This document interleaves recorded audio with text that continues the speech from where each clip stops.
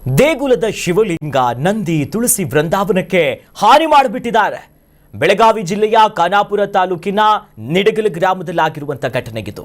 ದುಷ್ಕರ್ಮಿಗಳ ಕೃತ್ಯಕ್ಕೆ ಹಿಂದೂಪರ ಸಂಘಟನೆಗಳು ಆಕ್ರೋಶವನ್ನು ಹೊರಗಾಕ್ತಿದ್ದಾರೆ. ನಿಡಗಲ ಹೊರವಲಯದ ಬೆಟ್ಟದ ಮೇಲಿರುವಂತಹ ದೇವಸ್ಥಾನ ಇದು. ಐತಿಹಾಸಿಕ ಹಿನ್ನೆಲೆ ಇರುವಂತಹ ದೇವಸ್ಥಾನಕ್ಕೆ ಇವತ್ತು ದೇವರ ಮೂರ್ತಿಗಳಿಗೆ ಹಾನಿಯಾಗಿದೆ. ತಕ್ಷಣ ದೂರು ದಾಖಲು ಮಾಡಿಕೊಂಡು ಆರೋಪಿಗಳನ್ನು ಅರೆಸ್ಟ್ ಮಾಡಬೇಕು ಅಂತ ಸದ್ಯ ಆ ಭಾಗದ ಭಕ್ತಾಭಿಮಾನಿಗಳು ಹೇಳ್ತಿದ್ದಾರೆ. ಇದು ಖಾನಾಪುರ ಪೊಲೀಸ್ ಠಾಣಾ ವ್ಯಾಪ್ತಿಯಲ್ಲಾಗಿರುವಂತಹ ಘಟನೆ ಇದು. ದೃಶ್ಯದಲ್ಲಿ ಗಮನಿಸಬಹುದು. ನಾವು ಆ ದೇವಾಲಯವನ್ನ ನೋಡ್ತಿದ್ದಂತೆ ಗೊತ್ತಾಗ್ಬಿಡುತ್ತೆ ಇದು ಐತಿಹಾಸಿಕ ಮತ್ತು ಪುರಾಣ ಪ್ರಸಿದ್ಧ ಕ್ಷೇತ್ರ ಅಂತ. ನಂದಿಯ ಕೊಂಬುಗಳಿಗೆ ಇವತ್ತು ಹಾನಿ ಮಾಡಿದ್ದಾರೆ, ವಿಕೃತಿಯನ್ನ ಮೆರೆದಿದ್ದಾರೆ. ದೇವಾಲಯದ ಒಳಗೆ ಬಂದು ಐತಿಹಾಸಿಕ ದೇವಾಲಯದಲ್ಲಿ ಈ ರೀತಿಯಾಗಿ ಅಟ್ಯಾಕ್ ಮಾಡಿಕೊಂಡು ಇದನ್ನೆಲ್ಲ ಒಡೆದು ಹಾಕಿಬಿಟ್ಟು ತಮ್ಮ ವಿಕೃತ ಮನಸ್ಥಿತಿಯನ್ನ ಹೊರಗಾಕಿದ್ದಾರೆ ಕಿಡಿಗೇಡಿಗಳು. ಒಟ್ಟಿನಲ್ಲಿ ಆ ಭಾಗದ ಹಿಂದೂಪರ ಸಂಘಟನೆ ಮತ್ತು ಭಕ್ತಾಭಿಮಾನಿಗಳು ಹೇಳ್ತಿರೋದಿಷ್ಟೇ, ಆದಷ್ಟು ಬೇಗ ಅರೆಸ್ಟ್ ಮಾಡಬೇಕು ಇವರಂತ. ಯಾಕಂದ್ರೆ ಶಿವಲಿಂಗಕ್ಕೂ ಕೂಡ ಡ್ಯಾಮೇಜ್ ಆಗಿದೆ. ಪ್ರತಿನಿತ್ಯ ಭಕ್ತಾಭಿಮಾನಿಗಳು ನೋಡಿ, ದೇವರ ಶಿವಲಿಂಗದ ಮೇಲಿಟ್ಟಿರುವಂತಹ ಹೂ ಬಾಡಿಲ್ಲ, ಆದರೆ ಆ ದೇಗುಲದ ಆ ಲಿಂಗಕ್ಕೆ ಇವತ್ತು ಹಾನಿ ಮಾಡಿದ್ದಾರೆ.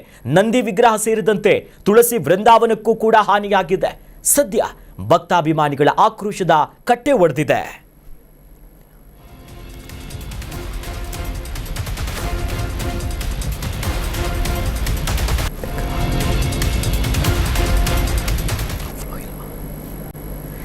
ನೋಡಿ, ಸದ್ಯ ದೃಶ್ಯದಲ್ಲಿ ಗಮನಿಸ್ತಾ ಹೋಗ್ಬೋದು. ಶಿವಲಿಂಗಕ್ಕೆ ಹಾನಿಯಾಗಿದೆ, ನಂತರದಲ್ಲಿ ನಂದಿಯ ಲಿಂಗಕ್ಕೂ ಕೂಡ ಹಾನಿ ಮಾಡಿದ್ದಾರೆ, ಕೊಂಬನ್ನೇ ತೆಗೆದು ಬಿಟ್ಟಿದ್ದಾರೆ. ಒಂದಿಷ್ಟು ಎಲ್ಲ ಚೆಲ್ಲಾಪಿಲ್ಲಿಯಾಗಿ ಒಂದು ಬಹಳ ಸ್ಪಷ್ಟ, ದೇವಸ್ಥಾನದ ಕಳ್ಳತನ ಮಾಡೋದಕ್ಕೆ ಬಂದಂಥವ್ರು ಅಲ್ವೇ ಅಲ್ಲ.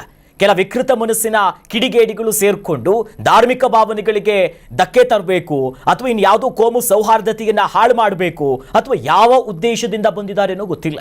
ಒಟ್ಟಿನಲ್ಲಿ ಈಗ ಅನೇಕರ ಭಾವನೆಗಳಿಗೆ ಘಾಸಿಯಾಗಿದೆ. ಕ್ರಮ ತೆಗೆದುಕೊಳ್ಳಲೇಬೇಕು ಅಂತ ಖಾನಾಪುರ ಪೊಲೀಸ್ ಠಾಣೆಗೆ ಈಗಾಗಲೇ ಮನವಿ ಒತ್ತಾಯಗಳಾಗ್ತಿದೆ.